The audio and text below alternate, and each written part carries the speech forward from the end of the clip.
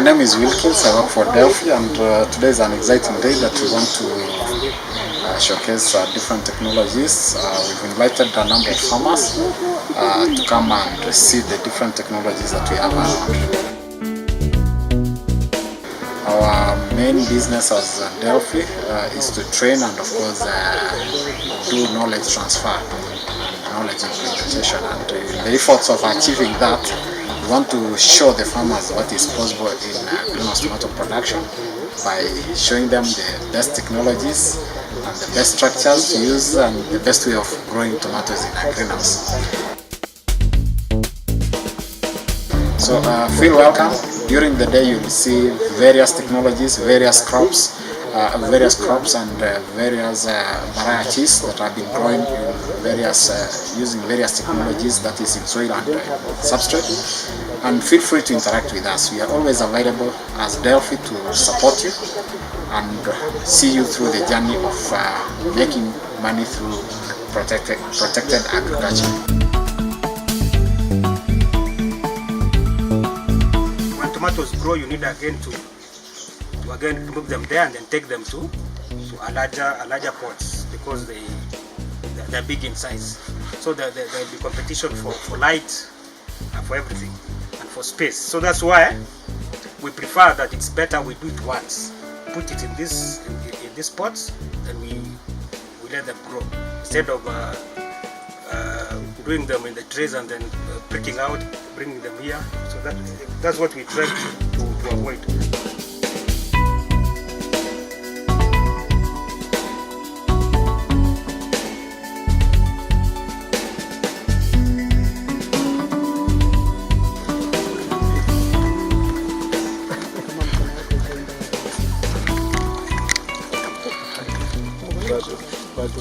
Okay, good morning. I'm Joshua, working with Delphy. I'm in charge of greenhouse A. We have 3 types of greenhouses. This is the first one, the second one is there, and the other one is down there. Now, before we get in, I just want us to go through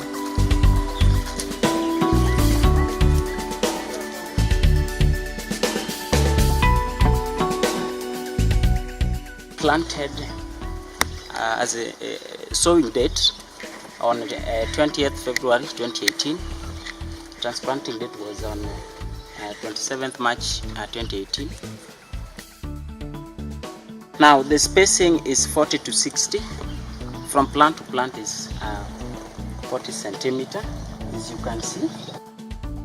In this greenhouse, everything we do manually.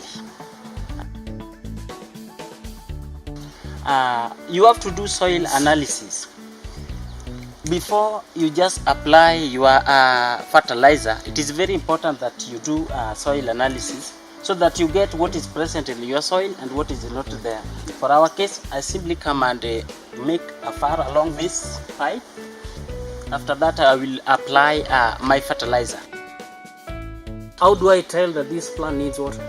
That's of course difficult. On the other hand, if a plant is thirsty, you see that he starts flagging, but then you are too late.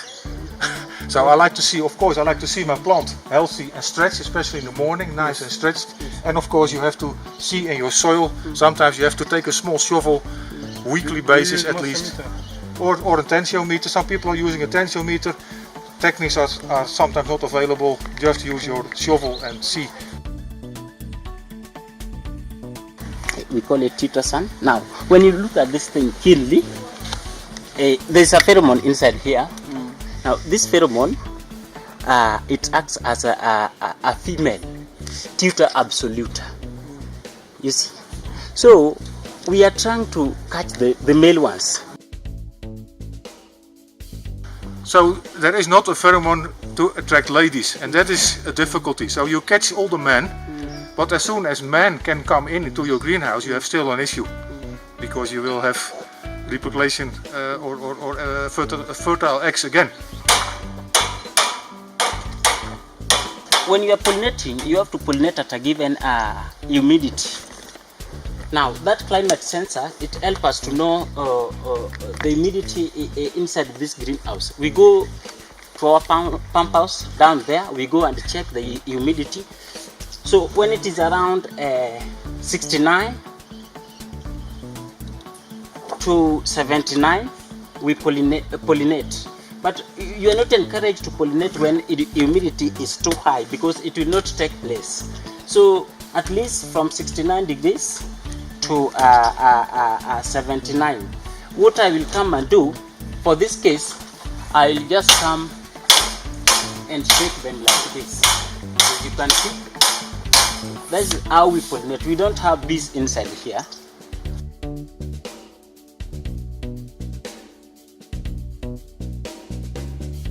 Spacing is the same, 40 by 60. From plant to another is 40, but row to row 60 centimeter. It's the same area to the first greenhouse, 500 meters square. Population is the same, but due to we plant the 1260, but we realize some plants are dried up before we get harvest, so we decide to make extra side shoot to compensate the lost one. Like here, easy here too.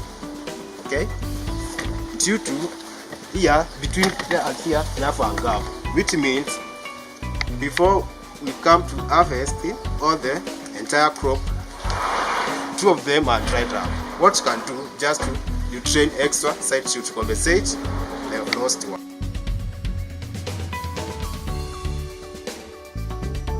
Only controls. You put in your set points, your times, you say so many times a day, and it will just bring the EC and the pH right, only the EC, sorry, and bring it to the greenhouse with an electric valve. So you don't have to do anything manual except controlling, like Joshua explains, except controlling how much irrigation do I like to give today. Agribusiness is the way to go, and especially when people get involved in agriculture, you find that they make much more than when you do the normal kind of farming. And with the greenhouse business, I think it gives a lot of returns and a lot of profit as opposed to this normal kind of farming.